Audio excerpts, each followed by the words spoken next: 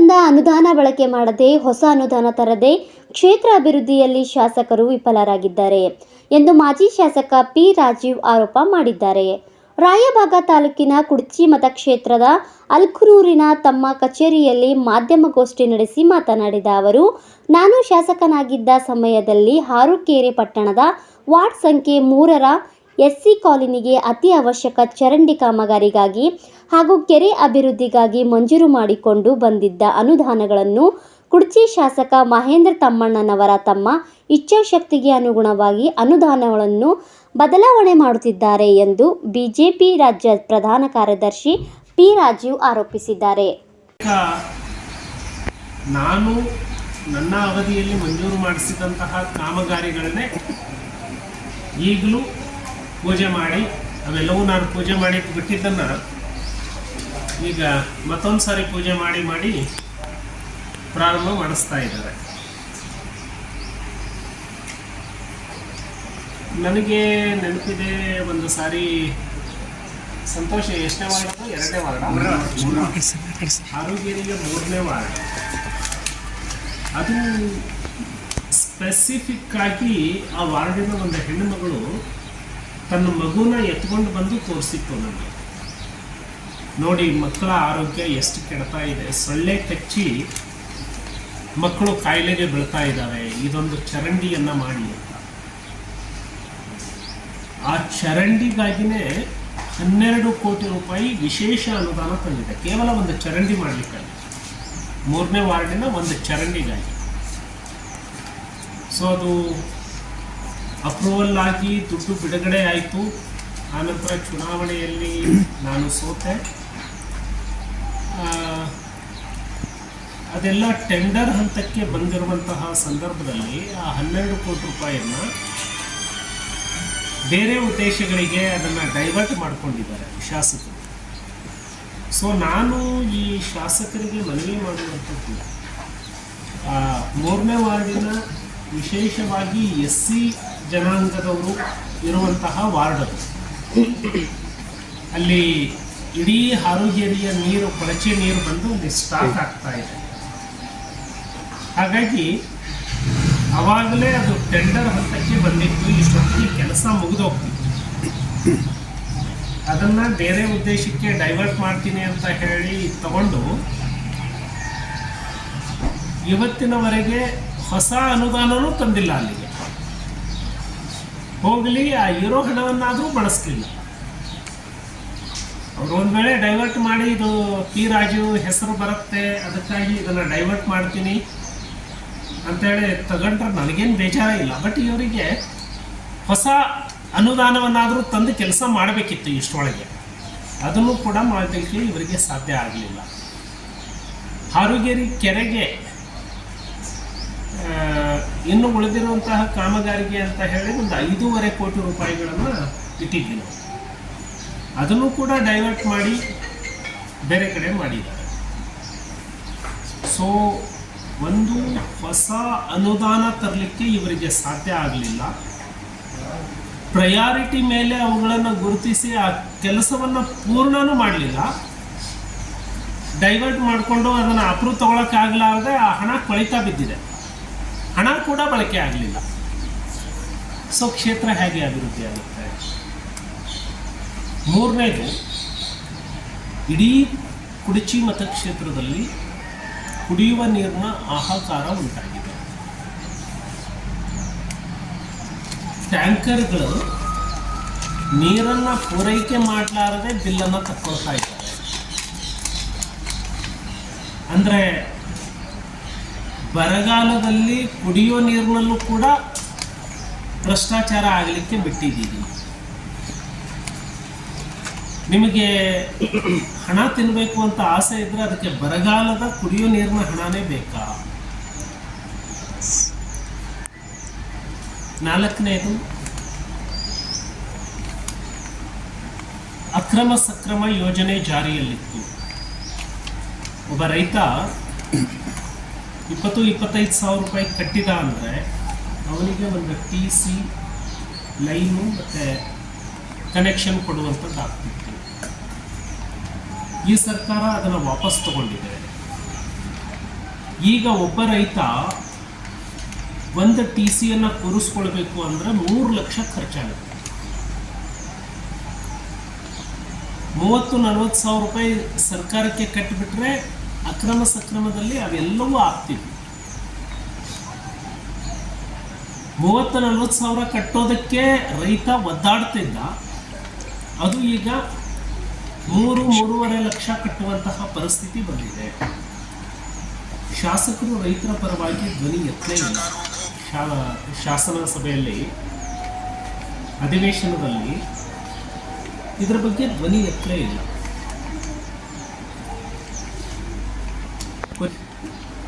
ಕುಡಚಿ ಮತಕ್ಷೇತ್ರ ಮೀಸಲು ಮತಕ್ಷೇತ್ರ. ನಾವೆಲ್ಲರೂ ಕೂಡ ದಲಿತ ಸಮಾಜದಿಂದ ಬಂದವರು ಶಾಸಕರಾಗ್ತೀವಿ. ಈ ಸರ್ಕಾರ ದಲಿತರ ಹಣವನ್ನು ದುರ್ಬಳಕೆ ಮಾಡ್ತಾ ಇದೆ.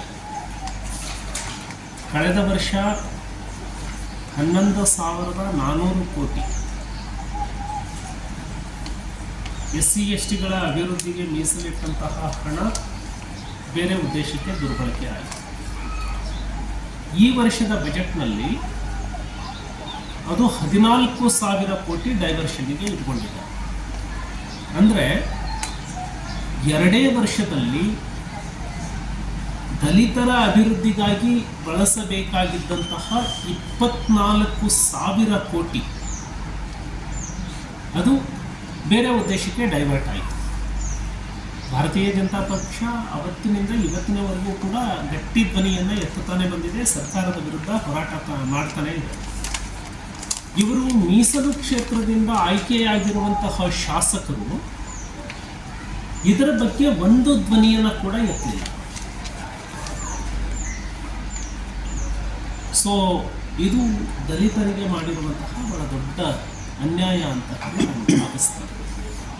ಹಾಗಾಗಿ ಮಾನ್ಯ ಶಾಸಕರು ಯುವಕರಿದ್ದಾರೆ, ಅವರ ಮೇಲೆ ಬಹಳಷ್ಟು ವಿಶ್ವಾಸವನ್ನು ಇಟ್ಟು ಜನ ಅವರಿಗೆ ಮತವನ್ನು ಹಾಕಿದ್ದಾರೆ. ಹಾಗಾಗಿ ಯುವಕ ಶಾಸಕರು ಸನ್ಮಾನ್ಯ ತಮ್ಮಣ್ಣವರ ಕ್ಷೇತ್ರದ ಅಭಿವೃದ್ಧಿಗಾಗಿ ಅನುದಾನವನ್ನು ತರೋದಕ್ಕೆ ಇನ್ನು ಮುಂದಾದರೂ ಕೂಡ ಹೆಚ್ಚಿನ ಪ್ರಯತ್ನವನ್ನು ಮಾಡಬೇಕು ಅಂತ ಹೇಳಿ ಮೊದಲನೇದು ಮನವಿ. ಎರಡನೇದು, ಮಾನ್ಯ ಶಾಸಕರು ಎಲ್ಲ ಗ್ರಾಮಗಳಲ್ಲಿ ಗೋಶಾಲೆಗಳನ್ನು ಪ್ರಾರಂಭ ಮಾಡಬೇಕಿತ್ತು. ಆಮೇಲೆ ಪ್ರತಿ ಮನೆಗಳಿಗೆ ಕುಡಿಯುವ ನೀರು ಪೂರೈಕೆ ಆಗುವಂತೆ ನೋಡಿಕೊಳ್ಳಬೇಕು. ಮಾನ್ಯ ಶಾಸಕರಿಗೆ ನಾನು ವಿನಂತಿ ಮಾಡುವಂಥದ್ದು, ತಾವು ರಿವ್ಯೂ ಮೀಟಿಂಗನ್ನು ಮಾಡಿ ಟಾಸ್ಕ್ ಫೋರ್ಸಿಗೆ ತಾವೇ ಅಧ್ಯಕ್ಷರು ಇರ್ತೀವಿ. ಒಂದೊಂದು ಟ್ಯಾಂಕರ್ಗೆ ಎಷ್ಟು ಬಿಲ್ ತೆಗೆದಿದ್ದಾರೆ, ಆ ಟ್ಯಾಂಕರ್ ಎಷ್ಟು ಟ್ರಿಪ್ ನೀರನ್ನು ಪೂರೈಕೆ ಮಾಡಿದೆ ಅನ್ನೋದನ್ನು ನೀವು ಮಾಹಿತಿ ತಗೊಳ್ಳಿ. ಸೊ ಅಧಿಕಾರಿಗಳಿಗೆ ಎಚ್ಚರಿಕೆಯನ್ನು ಕೊಡಿ. ನೀರನ್ನು 1 ಟ್ರಿಪ್ ಪೂರೈಕೆ ಮಾಡಿ 5 ಟ್ರಿಪ್ ಬಿಲ್ ಯಾಕೆ ತೆಗೆದಿದ್ದೀರಿ ಅಂತ ಹೇಳಿ ಪ್ರಶ್ನೆ ಮಾಡಿ ಪ್ರತಿ ಗ್ರಾಮಗಳಿಗೆ ಕುಡಿಯುವ ನೀರಿನ ಕೊರತೆ ಆಗಲಾರದಂತೆ ತಾವು ನೋಡ್ಕೊಳ್ಬೇಕು ಅಂತ ಹೇಳಿ ಮನವಿಯನ್ನು. ಮೂರನೇದಾಗಿ, ಕುಡಿಯೋ ನೀರನ್ನು 10ನೇ ತಾರೀಕು ಬಿಡ್ತೀನಿ ಅಂತ ಹೇಳಿದ್ದಾರೆ. ನಾನು ಅಧಿಕಾರಿಗಳಿಗೆ ಮಾತನಾಡಿದಾಗ ಈ ಭಾಗದಲ್ಲಿ ನೀರಿನ ತೊಂದರೆ ಆಗಿದೆ, ಬೇಗ ಬಿಡಬೇಕು ಅಂತ ಹೇಳಿದಾಗ 10ನೇ ತಾರೀಕು ಬಿಡುಗಡೆ ಮಾಡ್ತೀವಿ ಅಂತ ಹೇಳಿದ್ದಾರೆ. ಸೊ ತಾವು ಈಗಲೇ ಅಧಿಕಾರಿಗಳ ಸಭೆಯನ್ನು ಕರೆದು ಯಲ್ಪಾರಟ್ಟಿ ಟೈಲೆಂಡಿಗೆ ನೀರು ಮುಟ್ಟಬೇಕು. ಅದಕ್ಕಾಗಿ ಕೆನಾಲ್ಗಳನ್ನು ಈಗಲೇ ಸ್ವಚ್ಛ ಮಾಡಿಕೊಳ್ಳುವಂಥದ್ದು, ನೀರು ಕಟ್ಟಕಡೆಯ ಹಳ್ಳಿಗಳು ಸುಟ್ಟಟ್ಟಿ, ನೀಲಜಿ, ಕೋಳಿಗುಡ್ಡ, ಯಲ್ಪಾರಟ್ಟಿ ಈ ಭಾಗಕ್ಕೆ ನೀರು ಹೋಗಲಿಕ್ಕೆ ತಕ್ಷಣ ಸಿದ್ಧತೆಯನ್ನು ಮಾಡಿಕೊಳ್ಬೇಕು. ಹಾರುಗೆರೆ ಕೆರೆಯನ್ನು ತುಂಬಲಿಕ್ಕೆ ಈಗಲೇ ಸಿದ್ಧತೆಯನ್ನು ಮಾಡಿಕೊಳ್ಬೇಕು. ಅದೇ ರೀತಿ ಮೊರಬ 100% ನಾನು ಇವತ್ತೇ ಅಶ್ಯೂರ್ ಮಾಡಿ ಹೇಳ್ತಾನೆ, ನೀವು ನೆನಪಿಟ್ಕೊಳ್ಳಿ ಇದನ್ನ. ರಾಜ್ಯ ಸರ್ಕಾರಕ್ಕೆ ಸುಪ್ರೀಂ ಕೋರ್ಟ್ ಛೀಮಾರಿ ಹಾಕತ್ತೆ, ಕಪಾಳಕ್ಕೆ ಹೊಡೆದು ಹೇಳುತ್ತೆ. ಫೆಡರಲ್ ಸ್ಟ್ರಕ್ಚರಲ್ಲಿ ನಾವು ಬದುಕ್ತಾ ಇದ್ದೇವೆ, ಒಕ್ಕೂಟ ವ್ಯವಸ್ಥೆಯಲ್ಲಿ ನಾವು ಬದುಕ್ತಾ ಇದ್ದೇವೆ. ಸೊ ನೀವು ಬಜೆಟನ್ನು ಮಂಡನೆ ಮಾಡಿದಾಗ ಬಜೆಟ್ನಲ್ಲಿ ಕೇಂದ್ರ ಸರ್ಕಾರ ನಿಗದಿ ಮಾಡಿರುವಂತಹ ಕೇಂದ್ರ ಸರ್ಕಾರ 2 ಹಂತದಲ್ಲಿ ನಮಗೆ ಸಹಾಯಧನವನ್ನು ಕೊಡುತ್ತೆ. ಒಂದು ಸೆಂಟ್ರಲ್ ಶೇರ್, ಇನ್ನೊಂದು ಗ್ರ್ಯಾಂಟ್ ಇನ್ ಏಡ್. ಗ್ರ್ಯಾಂಟ್ ಇನ್ ಏಡ್ ಇದೇ ಸರ್ಕಾರ ಎಷ್ಟು ನಿಗದಿ ಮಾಡಿತ್ತು ಅದಕ್ಕಿಂತಲೂ 5,000 ಕೋಟಿಯಷ್ಟು ಹೆಚ್ಚು ಬಂದಿದೆ. ಸೆಂಟ್ರಲ್ ಶೇರ್ ಎಷ್ಟು ನಿಗದಿಯಾಗಿತ್ತು ಅಷ್ಟು ಪೂರ್ಣ ಬಂದಿದೆ. ಬಜೆಟಲ್ಲಿ, ಯಾಕೆಂದರೆ ಅದು ಫೆಡರಲ್ ಸ್ಟ್ರಕ್ಚರ್ ಪ್ರಕಾರ ಬಜೆಟಲ್ಲಿ ಓದಬೇಕಾಗತ್ತೆ. ಸೊ ರಾಜಕೀಯ ಕಾರಣಕ್ಕೆ ಹೊರಗೆ ಬಂದು ಏನೇನೋ ಹೇಳುವಂಥದ್ದು. ಅದಕ್ಕಾಗಿ ಸುಪ್ರೀಂ ಕೋರ್ಟಿಗೆ ಹೋಗಿದ್ದೀವಿ. ಸುಪ್ರೀಂ ಕೋರ್ಟಿಗೆ ಹೋಗಿದ್ದು ಭಾಳ ಒಳ್ಳೆಯದೇ ಆಗಿದೆ. ಸೊ ಇವರು ಏನೇನೋ ಘೋಷಣೆ ಮಾಡಿಕೊಂಡ್ರು ಚುನಾವಣೆ ಕಾರಣಕ್ಕಾಗಿ, ಅದಕ್ಕೆ ದುಡ್ಡಿಲ್ಲ ಅಂತ ಹೇಳಿ ಈಗ ಕೇಂದ್ರ ಸರ್ಕಾರದ ಮೇಲೆ ಗೂಬೆ ಕೂರಿಸ್ಲಿಕ್ಕೆ ಶುರು ಮಾಡಿದ್ದಾರೆ. ಹಿಂದಿನ ಅವಧಿಯಲ್ಲಿ ಮಾನ್ಯ ಸಿದ್ದರಾಮಯ್ಯನವರೇ ಮುಖ್ಯಮಂತ್ರಿ, ಆವಾಗಲೂ ಕೂಡ 14th ಫಿನಾನ್ಸ್ ಏನು ರೆಕಮೆಂಡೇಶನ್ ಮಾಡಿರುತ್ತೆ ಅದೇ ಪ್ರಕಾರವೇ ಹಂಚಿಕೆ ಆಗುವಂಥದ್ದು. ಈಗ 15th ಫಿನಾನ್ಸ್ ಏನು ಹಂಚಿಕೆ ಮಾಡಿದೆ ಅದರ ಪ್ರಕಾರವೇ 15th ಫಿನಾನ್ಸನ್ನು ವಯೋಲೇಷನ್ ಮಾಡಿದರೆ ನೀವು ಕೋರ್ಟಿಗೆ ಹೋಗ್ಬೋದಾಗಿತ್ತು. ವಯೋಲೇಷನ್ ಇಲ್ಲ, ನೀವು ಯಾವುದೋ ಕಾಗಿ ಗುಬ್ಬೆ ಕಥೆನ ತಗೊಂಡು ಆ ಲೆಕ್ಕನ ತಗೊಂಡು ಸುಪ್ರೀಂ ಕೋರ್ಟಿಗೆ ಹೋದರೆ ಒಕ್ಕೂಟ ವ್ಯವಸ್ಥೆಗೆ ಮಾಡೋ ಅವಮಾನ ಇದೆ. ಹಾಗಾಗಿ ರಾಜ್ಯ ಸರ್ಕಾರಕ್ಕೂ ಕೂಡ ಸುಪ್ರೀಂ ಕೋರ್ಟ್ ಛೀಮಾರಿ ಹಾಕಿದೆ. ಸೊ ಹಾಗಾಗಿ ಒಟ್ಟಾರೆ ರಾಜ್ಯ ಸರ್ಕಾರವು ಕೂಡ ರಾಜ್ಯದ ಈ ಬರ ನಿರ್ವಹಣೆಯಲ್ಲಿ ವಿಫಲವಾಗಿ ಕೇಂದ್ರ ಸರ್ಕಾರದ ಮೇಲೆ ಗೂಬೆ ಕೂರಿಸ್ತಾ ಇದೆ. ಇದೇ ಬೆಳಗಾವಿಗೆ ಉದಾಹರಣೆ ಇದೆ. ಫ್ಲಡ್ ಬಂದಾಗ ಯಡಿಯೂರಪ್ಪನವರು ಕೇಂದ್ರ ಸರ್ಕಾರ ಕೊಡಲಿ ಒಂದು ಮನೆಗೆ ಇಷ್ಟು ದುಡ್ಡು ಅಂತೇಳಿ ಕೇಳಲಿಲ್ಲ, ಸ್ವಂತ ಬಜೆಟ್ನಿಂದ ಒಂದು ಮನೆಗೆ 5 ಲಕ್ಷ ರೂಪಾಯಿ ಬಿಡುಗಡೆ ಮಾಡಿದರು. ಇವರು 1 ಎಕರೆಗೆ ನಮ್ಮ ಸರ್ಕಾರ ಇದ್ದಾಗ NDRF ನಾರ್ಮ್ಸ್ ಇರುವಂಥದ್ದು 6,500 ಪರ್ ಹೆಕ್ಟರ್. ಬೊಮ್ಮಾಯಿ ಅವರ ಸರ್ಕಾರ 13,000 ಕೊಟ್ಟು. ತೋಟಗಾರಿಕೆ ಬೆಳೆಗೆ, ನೀರಾವರಿ ಬೆಳೆಗೆ 13,000 ಇತ್ತು, ಅದನ್ನು 25,000 ಕೊಡ್ತು. ತೋಟಗಾರಿಕೆ ಬೆಳೆಗಳಿಗೆ ಪರ್ ಹೆಕ್ಟೇರ್ಗೆ 30,000 ಬಿಡುಗಡೆ ಮಾಡ್ತು. ಅವಾಗ ಕೇಂದ್ರವನ್ನು ನೋಡಲೇ ಇಲ್ಲ. ಈಗ ಇವರಿಗೆ ಕೊಡಲಿಕ್ಕೆ ಸಾಧ್ಯ ಆಗ್ತಾ ಇಲ್ಲ, ಅಲ್ಲಿ ಕೊಡ್ತಾ ಇಲ್ಲ, ಅದಕ್ಕೆ ನಾವು ಇಲ್ಲಿ ಕೊಡೋಕ್ಕಾಗ್ತಾ ಇಲ್ಲ ಅಂತಿದ್ದಾರೆ. ಸೊ ಹಾಗಾಗಿ ಕುಣಿಯಲಿಕ್ಕೆ ಆಗಲಾರ್ದವನು ನೆಲ ಗಂಟು ಅನ್ನೋದು ಈ ರಾಜ್ಯ ಸರ್ಕಾರದ ಪರಿಸ್ಥಿತಿ ಆಗಿದೆ. ಬಿಜೆಪಿ ಪಕ್ಷ, ಕಾಂಗ್ರೆಸ್ ಪಕ್ಷ ಕೊಟ್ಟ ಮಾತಿನಂತೆ 5 ವರ್ಷ ನೀವು ಏನು ಗ್ಯಾರಂಟಿ ಹೇಳಿದ್ದೀರಾ ಆ ಗ್ಯಾರಂಟಿಯನ್ನು ಪೂರ್ಣ ಪ್ರಮಾಣದಲ್ಲಿ ಕೊಡಬೇಕು. ಅದೇ ನಮ್ಮ ಹೋರಾಟ ಇರುವಂಥದ್ದು.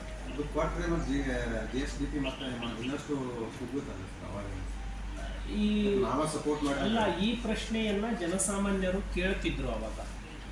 ಅವಾಗ ಬಹಳ ಉದ್ದುದ್ದದ ಭಾಷಣ ಮಾಡಿದ್ದಾರೆ. ಅಭಿವೃದ್ಧಿ ಮಾಡೋದು ಗೊತ್ತಿದೆ, ಗ್ಯಾರಂಟಿ ಕೊಡೋದು ಗೊತ್ತಿದೆ. ಹಾಗಾಗಿ ಯಾವ ಕಾರಣಕ್ಕೂ ಈಗ ಚುನಾವಣೆಯಲ್ಲಿ ಕಾಂಗ್ರೆಸ್ಸಿಗೆ ವೋಟ್ ಹಾಕಲಿಲ್ಲ ಅಂದ್ರೆ ನಾವು ಗ್ಯಾರಂಟಿ ನಿಲ್ಲಿಸ್ಬಿಡ್ತೀವಿ ಅಂತ ಬ್ಲಾಕ್ ಮೇಲ್ ಮಾಡೋಕ್ಕೆ ಶುರು ಮಾಡಿದ್ದಾರೆ. ಯಾವ ಕಾರಣಕ್ಕೂ ಇವರಿಗೆ ನಿಲ್ಲಿಸೋದಕ್ಕೆ ಬಿಡೋದಿಲ್ಲ. ಏನು ಮಾತು ಕೊಟ್ಟಿದ್ದಾರೆ 5 ವರ್ಷ ಆ ಮಾತಿನ ಪ್ರಕಾರ ನಡ್ಕೋಬೇಕು, ಜೊತೆಗೆ ಅಭಿವೃದ್ಧಿನೂ ಮಾಡಬೇಕು. ಅದು ನಮ್ಮ ಒತ್ತಾಯ. ಗ್ಯಾರಂಟಿನೂ ಕೊಡಬೇಕು, ಅಭಿವೃದ್ಧಿಯನ್ನು ಮಾಡಬೇಕು. ಅದಕ್ಕಾಗಿ ಹೊಸ ಆರ್ಥಿಕ ಮೂಲಗಳನ್ನು ಹುಡುಕ್ತೀವಿ ಅಂತ ಹೇಳಿದ್ರಿ. ನೀವು ಹುಡುಕಿ, ನೀವು ಹೊಸ ಮೂಲದಿಂದ ರಾಜ್ಯವನ್ನು ಅಭಿವೃದ್ಧಿ ಮಾಡಿ. ನೀವು ಇಲ್ಲಿ ತೆಗೆದು ಗಂಡನ ಕಡೆ ಇಸ್ಕೊಂಡೆ ಹೆಂಡತಿ ಕಡೆ ಕೊಡೋದು, ಹೆಂಡತಿ ಕೊಡೋದು 2,000, ಗಂಡನ ಕಡೆ ಇಸ್ಕೊಳ್ಳೋದು 4,000. ಇದು ಯಾವ ನ್ಯಾಯ? ಇದು ಯಾವ ಸಾಧನೆ? ಹಾಗಾಗಿ ಗ್ಯಾರಂಟಿಗಳನ್ನು ಸಂಪೂರ್ಣವಾಗಿ ಕೊಡಿ, ಆರ್ಥಿಕವಾಗಿ ರಾಜ್ಯವನ್ನು ಅಭಿವೃದ್ಧಿನೂ ಮಾಡಿ, ಕ್ಷೇತ್ರಗಳಿಗೆ ಅನುದಾನನೂ ಕೊಡಿ. ಪಾಪ ಈಗ ಶಾಸಕರಿಗೆ ಬೈತಾ ಇದ್ದೀವಿ ನಾವು, 1 ರೂಪಾಯಿ ಅನುದಾನ ತಂದಿಲ್ಲ. ಶಾಸಕರು ಹೋಗಿ ಸರ್ಕಾರವನ್ನು ಬಗ್ಗಿಸಬೇಕು. ಬಿ ಆರ್ ಪಾಟೀಲ್ ಅವರಿಗೆ ಅಭಿನಂದನೆ ಹೇಳ್ತೇನೆ ನಾನು. ಸರ್ಕಾರಕ್ಕೆ ಪತ್ರವನ್ನು ಬರೆದು ಬಹಿರಂಗವಾಗಿ ಸರ್ಕಾರಕ್ಕೆ ಚಾಟಿ ಬೀಸಿದ್ರು. ಅವ್ರು ಚಾಟಿ ಬೀಸಿದ್ರು ಅಂತ ಅವ್ರ ಕ್ಷೇತ್ರಕ್ಕೆ ಅನುದಾನ ಕೊಟ್ಟರು. ಕುಡಚಿ ಕ್ಷೇತ್ರದ ಶಾಸಕರು ಚಾಟಿ ಬೀಸಲಿಲ್ಲ ಅಂತ ಹೇಳಿ ಅನುದಾನ ಬಂದಿಲ್ಲ. ಹಾಗಾಗಿ ಕುಡಚಿ ಕ್ಷೇತ್ರದ ಶಾಸಕರು ಬೇಕಾದ್ರೆ ನನ್ನ ವಿಡಿಯೋ ತಗೊಂಡೋಗಿ ಮುಖ್ಯಮಂತ್ರಿಗಳಿಗೆ ತೋರಿಸ್ಲಿ, ನೋಡಿ ಸರ್, ನನ್ನ ಕ್ಷೇತ್ರದಲ್ಲಿ ಜನರಿಗೆ ಮುಖ ತೋರ್ಸಕ್ಕೆ ಆಗ್ತಾ ಇಲ್ಲ, ಈ ರೀತಿ ನಮ್ಮ ವಿರುದ್ಧ ಹೇಳಿಕೆ ಕೊಡ್ತಾ ಇದ್ದಾರೆ, ಹಾಗಾಗಿ ನಮ್ಮ ಕ್ಷೇತ್ರಕ್ಕೆ ಅನುದಾನ ಕೊಡಿ ಅಂತ ಹೇಳಿ ಹೇಗಾದರೂ ಮಾಡಿ ಕುಡಚಿ ಕ್ಷೇತ್ರವನ್ನು ಅಭಿವೃದ್ಧಿ ಮಾಡಿ, ಅದು ನಮ್ಮ ಒತ್ತಾಯ ಅಷ್ಟೇ. ಸರ್, ಮೂರು ಕೂಡ ಅಥವಾ ಸರ್ಕಾರ ವಿಫಲ ಆಗಿದೆ ಸರ್. ಒಂದು ಸರ್ಕಾರ ರೆವಿನ್ಯೂ ಡೆಫಿಸಿಟ್ ಬಜೆಟನ್ನು ಕಂಟಿನ್ಯೂ 2ನೇ ಸಾರಿ ಬಂಡಿಸೋದ್ರ ಮೂಲಕ ರಾಜ್ಯ ಸರ್ಕಾರ ಆರ್ಥಿಕವಾಗಿ ಸಂಪೂರ್ಣ ಕುಸಿದು ಹೋಗ್ತಾ ಇದೆ. ಸೊ ಒಂದು ಕಾಲದಲ್ಲಿ ಫಾರಿನ್ ಡೈರೆಕ್ಟ್ ಇನ್ವೆಸ್ಟ್ಮೆಂಟ್ ಕರ್ನಾಟಕಕ್ಕೆ ಹರಿದು ಬರ್ತಿತ್ತು. ಬಹುತೇಕ ದೇಶದಲ್ಲಿ 2 ಅಥವಾ 3ನೇ ಸ್ಥಾನದಲ್ಲಿ ನಾವು ಇರ್ತಿದ್ವಿ. ಆನಂತರ ದೇಶದ ಬೆಳವಣಿಗೆ ಮತ್ತು ರಾಜ್ಯದ ಬೆಳವಣಿಗೆ ಕಂಪೇರ್ ಮಾಡಿದರೆ ದೇಶದ ಬೆಳವಣಿಗೆಯನ್ನು GDPಯಲ್ಲಿ ಕೌಂಟ್ ಮಾಡ್ತೀವಿ, ರಾಜ್ಯದ ಬೆಳವಣಿಗೆಯನ್ನು GSDPಯಲ್ಲಿ ಕೌಂಟ್ ಮಾಡ್ತೀವಿ. ಸೊ ಕಳೆದ 30-35 ವರ್ಷದಿಂದ ದೇಶದ ಬೆಳವಣಿಗೆ GDP ಗ್ರೋತ್ ಎಷ್ಟಿರ್ತಿತ್ತು ಅದಕ್ಕಿಂತಲೂ ಹೆಚ್ಚು GSDP ಗ್ರೋತ್ ಇತ್ತು. ಅಂದರೆ ಸರಾಸರಿ ದೇಶದ ಬೆಳವಣಿಗೆಗಿಂತ ನಮ್ಮದು ಜಾಸ್ತಿ ಇರ್ತಿತ್ತು. ಈ ಸಾರಿ ದುರಂತ, ದೇಶದ GDP 7.2 ಇದೆ, ಕರ್ನಾಟಕದ GSDP ಗ್ರೋತ್ 6.6 ಇದೆ. ಅಂದರೆ ಮೊದಲನೇ ಬಾರಿಗೆ ನಾವು ಕುಸಿದಿದ್ದೀವಿ. ಇದು ಯಾಕೆ ಅಂದರೆ ರಾಜ್ಯ ಸರ್ಕಾರದ ಎಡಬಿಡಂಗಿ ಆರ್ಥಿಕ ನೀತಿಗಳಿಂದ. ತಾವು ಎಲ್ಲರಿಗೂ 200 ಯೂನಿಟ್ ಕರೆಂಟನ್ನು ಫ್ರೀಯಾಗಿ ಕೊಡ್ತೀನಿ ಅಂತ ಹೇಳಿದ್ರಿ ಚುನಾವಣೆಗೆ ಮುಂಚೆ. ರಾಯಭಾಗ ತಾಲೂಕಲ್ಲಿ 200 ಯೂನಿಟ್ವರೆಗೆ ಫ್ರೀ ಕರೆಂಟನ್ನು ಪಡ್ಕೊಂಡ ಒಂದು ಮನೆಯೂ ಇಲ್ಲ. ಆಮೇಲೆ ಅದನ್ನು ಸರಾಸರಿ ಅಂತ ಹೇಳಿ ತಗೊಂಡು ಕರೆಂಟ್ ಕೊಟ್ಟರು. ನಾನು ಹೇಳೋದು, ನೀವು ಹೇಳಿದ ಪ್ರಕಾರ 200 ಯೂನಿಟ್ ಪ್ರತಿ ಮನೆಗೂ ಕರೆಂಟ್ ಫ್ರೀ ಕೊಡಬೇಕಿತ್ತು, ನಂಬರ್ 1. ನಂಬರ್ 2, 200 ಯೂನಿಟ್ ಕೊಡಲಿಲ್ಲ, ಜೊತೆಗೆ ಕಮರ್ಷಿಯಲ್ ರೇಟನ್ನು ಎರ್ರಾಬಿರಿಯಾಗಿ ಏರಿಸ್ಬಿಟ್ರು. ಇದರಿಂದಾಗಿ ಕರ್ನಾಟಕದಲ್ಲಿ ಇಂಡಸ್ಟ್ರಿಗಳು ಬಾಗಿಲು ಮುಚ್ಕೊಂಡು ಹೋಗಲಿಕ್ಕೆ ಶುರುವಾದ. ಫಾರಿನ್ ಡೈರೆಕ್ಟ್ ಇನ್ವೆಸ್ಟ್ಮೆಂಟ್ ಕರ್ನಾಟಕದಲ್ಲಿ ಕಡಿಮೆ ಆಯಿತು. ಸೊ ವಿದೇಶಿ ಹರಿವು ನಮ್ಮ ರಾಜ್ಯಕ್ಕೆ ಬರಬೇಕಾಗಿರೋದು ಬೇರೆ ರಾಜ್ಯಗಳಿಗೆ ಹೋಗ್ಲಿಕ್ಕೆ ಶುರುವಾಯಿತು. ಈಗ ಬೆಂಗಳೂರಲ್ಲಿ ಕುಡಿಯೋ ನೀರಿನ ಹಾಹಾಕಾರದಿಂದ ಸಾಫ್ಟ್ವೇರ್ ಕಂಪನಿಗಳು ಬೇರೆ ರಾಜ್ಯಕ್ಕೆ ಹೋಗ್ತಾ ಇದ್ದಾವೆ. ಸೊ ಇವೆಲ್ಲವೂ ನಿಮ್ಮ ರಾಜಕೀಯ ವೋಟ್ ಬ್ಯಾಂಕ್ ಕಾರಣದಿಂದಾಗಿ ಆರ್ಥಿಕ ಬೆಳವಣಿಗೆ ಸಂಪೂರ್ಣವಾಗಿ ಕುಸಿದು ಹೋಗಿದೆ. ಸೊ ಒಂದು ರಾಜ್ಯದ ಆರ್ಥಿಕ ಕುಸಿತ ಆಗುವಂಥದ್ದು ಇದನ್ನು BJP ಮೊದಲಿನಿಂದಲೂ ಹೇಳ್ತಾ ಬರ್ತಾ ಇದೆ. ಗ್ಯಾರಂಟಿ ಕೊಡೋದಕ್ಕೆ ನಮ್ಮ ವಿರೋಧ ಇಲ್ಲ, ಆದರೆ ನೀವು ಹೇಳಿದಂತೆ ಗ್ಯಾರಂಟಿ ಕೊಡ್ತಾ ಇಲ್ಲ. ನಂಬರ್ 1, ಗ್ಯಾರಂಟಿ ಕೊಡೋದ್ರಲ್ಲಿ ವಿಫಲ ಆಗಿದ್ದೀರಿ. ಎರಡನೇದು, ಆರ್ಥಿಕ ಚಟುವಟಿಕೆಗಳನ್ನು ಸಂಪೂರ್ಣ ಕ್ಲೋಸ್ ಮಾಡಿದ್ದೀರಿ. ರಾಜ್ಯವನ್ನು ಯಾವ ಕಡೆ ತಗೊಂಡು ಹೋಗ್ತಾ ಇದ್ದೀರಿ? ಸೊ ಇರೋ ಮನೆಯನ್ನ, ಆಸ್ತಿಯನ್ನ ಮಾರಾಟ ಮಾಡಿ 4 ದಿನ ಮಜಾ ಮಾಡಿ ಹೊರಗ್ಬಿಟ್ರೆ ಭವಿಷ್ಯದ ದೃಷ್ಟಿಕೋನದ ಚಟುವಟಿಕೆ ಅಂತ ಹೇಳಲಿಕ್ಕೆ ಸಾಧ್ಯನಾ? ಸೊ ರಾಜ್ಯವನ್ನ ಸಾಲದ ಸುಳಿಗೆ, ಡೆಟ್ ಟ್ರ್ಯಾಪ್ ಅಂತಾರೆ, ಡೆಟ್ ಟ್ರ್ಯಾಪಿಗೆ ಒಯ್ತಾ ಇದ್ದೀರಿ. ರಾಜ್ಯ ಒಂದು ಸಾರಿ ಡೆಟ್ ಟ್ರ್ಯಾಪಿಗೆ ಸಿಕ್ಕೊಳ್ತು ಅಂದರೆ ಹೊರಗೆ ಬರಲಿಕ್ಕೆ 15-20 ವರ್ಷ ಬೇಕಾಗುತ್ತೆ. ಈಗಾಗಲೇ ಕೇರಳ ಸರ್ಕಾರಕ್ಕೆ ಸುಪ್ರೀಂ ಕೋರ್ಟ್ ಛೀಮಾರಿ ಹಾಕಿದೆ. ಸಾಮಾನ್ಯ 12 ಕೋಟಿಯನ್ನು ನಾವು ಕೊಟ್ಟಿದ್ವಿ. 12 ಕೋಟಿ ನೀವು ಡೈವರ್ಟ್ ಮಾಡ್ತೀರಿ ಅಂತ ಹೇಳಿದರೆ ಆದಷ್ಟು ಬೇಗ ಹೊಸ ಅನುದಾನವನ್ನಾದರೂ ತಂದಲ್ಲಿ ಚರಂಡಿಯನ್ನು ಮಾಡಿ, ಇಲ್ಲ ಅಂದರೆ ಆಲ್ರೆಡಿ ಇರುವಂತಹದ್ದು ಎಷ್ಟೊತ್ತಿಗೆ ಕಾಮಗಾರಿ ಪೂರ್ಣ ಆಗಿಬಿಡ್ತಿತ್ತು. ಅವುಗಳನ್ನೆಲ್ಲ ನೀವು ಡೈವರ್ಟ್ ಮಾಡಿದ್ರಿಂದ ಅಂತಿಮವಾಗಿ ಆ ಭಾಗದ ಜನವಸತಿಯಲ್ಲಿ ಇರುವಂಥವರು ನೋವನ್ನು ಅನುಭವಿಸ್ತಾರೆ. ಜೊತೆಗೆ ಮುಗಳಕೋಣದ ಸಿದ್ದರಾಯನಮಟ್ಟಿ, ಆನಂತರ ಪರಮಾನಂದವಾಡಿ ಈ ಭಾಗದಲ್ಲಿ ನಾನು ಅವರಿಗೆ ಲ್ಯಾಂಡ್ ಪ್ರಾಪರ್ಟಿ ರೈಟನ್ನು ಕೊಡುವಂಥದ್ದನ್ನು ಮಾಡಿದ್ವಿ. ಅದನ್ನು ಸಂಬಂಧಪಟ್ಟಂತಹ ಅಧಿಕಾರಿಗಳು ಕಂದಾಯ ಸೆಲ್ಲಿಗೆ, ರೆವಿನ್ಯೂ ಸೆಲ್ ಬೆಂಗಳೂರಿಗೆ ಹೋಗಿ ಅಲ್ಲಿಂದ ಅಪ್ರೂವಲ್ ಆಗಿ ಬಂದು ಅವರಿಗೆ ಹಕ್ಕುಪತ್ರವನ್ನು ಕೊಟ್ಟಿದ್ದೀವಿ. ಆದರೆ ಮುಗಳಕೋಣದ ಇವರಿಗೆ ಒಕ್ಕಲೆಬ್ಬಿಸುವಂತಹ ಕೆಲಸವನ್ನು ಮಾಡಿದ್ದೀವಿ. ಆ ಸಿದ್ದರಾಯನಮಟ್ಟಿಯ ಜನ ಅವರು ಹಕ್ಕುಪತ್ರವನ್ನು ಪಡ್ಕೊಂಡಿದ್ದಾರೆ. ಅದು ಬೆಂಗಳೂರಿನಿಂದ ಇಲ್ಲಿ ತಹಸೀಲ್ದಾರ್, AC, DC ಇಂದ ರೆವಿನ್ಯೂ ಡಿಪಾರ್ಟ್ಮೆಂಟಿಂದ ರೆವಿನ್ಯೂ ಸೆಲ್ಲಿಗೆ ಹೋಗಿ ಕಂದಾಯ ಗ್ರಾಮ ಅಡಿಯಲ್ಲಿ ಅವರಿಗೆ ಹಕ್ಕುಪತ್ರ ಕೊಟ್ಟಿದ್ದೀವಿ. ಸೊ ಅವರಿಗೆ ಕೂಡಲೇ ಅಲ್ಲಿ ನಿವೇಶನವನ್ನು ಕೊಡುವಂತಹ ಕೆಲಸ ಆಗಬೇಕು. ಇವೆಲ್ಲ ಸಾಮಾಜಿಕ ಸೋಷಿಯಲ್ ವೆಲ್ಫೇರ್ ಪ್ರೋಗ್ರಾಮ್ಸ್ ಇದೆಲ್ಲ, ಇವುಗಳನ್ನೆಲ್ಲ ನಿಲ್ಲಿಸುವಂಥದ್ದು ಇವೆಲ್ಲವೂ ಕೂಡ ರಾಜಕೀಯವಾಗಿ ಅಷ್ಟು ಮೆಚ್ಯೂರ್ಡ್ ಡಿಸಿಷನ್ಸ್ ಆಗಲ್ಲ. ಆಮೇಲೆ ರಾಯಭಾಗ ತಾಲೂಕಿನಲ್ಲಿ ಅಧಿಕಾರಿಗಳ ಜನಸಾಮಾನ್ಯರ ಮೇಲೆ